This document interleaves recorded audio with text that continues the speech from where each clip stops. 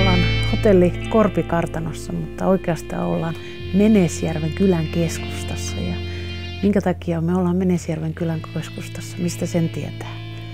No senhän tietää siitä, että ennen vanhaa oli kirkot ja koulut kylän keskustassa. Ja Menesjärven kylän keskustassa on ollut Menesjärven entinen kyläkoulu.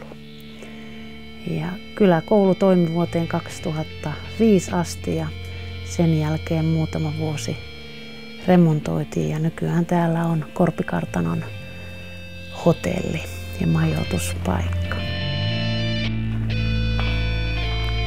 Minä olen etelästä, ihan täysin etelästä ja voiko sanoa, että jopa Kehä Kolmosen eteläpuolelta ja alun perin.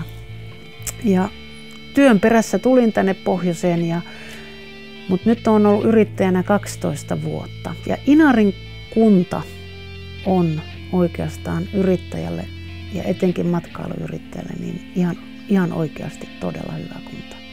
Tässä kylässä ja ympäröivissä kylissä asuu paljonkin tämän koulun käyneitä. Että käytännössä melkein kaikki, jotka asuu Lemmenjoella, on käyneet tätä koulua. Ja se mikä hienoa on, niin tällä hetkellä he on meidän hyviä yhteistyökumppaneita, kenellä on yritystoimintaa, on saamelaiskulttuuriin, poronhoitoon liittyviä ohjelmapalveluita tai muita luontoon liittyviä ohjelmapalveluita, niin heidän kanssa tehdään kovastikin yhteistyötä. Ja siinä on se yksi rikkaus, että me ollaanko niin sanottuja kulttuurin välittäjiä, voisiko sanoa, että paikallisista ja paikallisuudesta se täällä nousee se meidän valtti ja vahvuus. Ja meidän vieraat tulee aika pitkältäkin, eli meiltä tulee ihan Euroopan ulkopuolelta, Aasiasta, Japani, Australia. Tälläkin hetkellä meillä on Australiasta ja Uudesta-Seelannasta vieraita.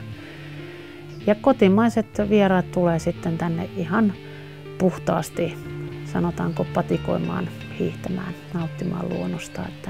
Ja ulkomaalaiset vieraat tulee myöskin tekemään aika paljon aktiviteetteja, etenkin talvella. Mutta mielenkiintoista kyllä, että me ollaan Santa Free-kohde. Eli meidän oikeastaan syy, minkä takia meidän vieraat tulee, niin on revontulet silloin, kun on tarpeeksi pimeätä. Ja kesällä on yötön yö. Ja hiljaisuus on. Meillä on paljon semmoisia vieraita, jotka tulee myöskin tekemään ei mitään. Ja on oppinut semmoisen pohjoisen sanonnan, kun tullaan mähöttämään. Ja meillä on semmoisiakin vieraita, joilla on niin rankka työ, esimerkiksi Lääkärit ilman rajoja, että he tarvitsee hiljaisen paikan ja tulee ihan lepäämään ja lataamaan.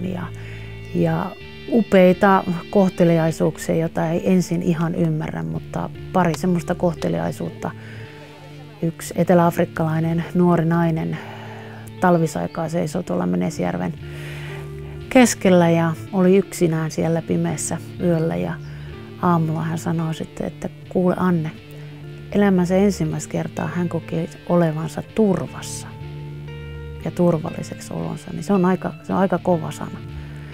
Keskellä mitään. Monet saattaa pelätä taas, että voiko pimeässä olla yksin, mutta sen taustan ymmärtäen, mistä hän tulee, niin meillä täällä pohjoisessa on se turvallisuus. Ja toinen oli taas italialainen herra, joka sanoi, että hän kuuli elämänsä ensimmäisen kerran tuulen, joka täällä meille taas on ihan itsestäänselvyys.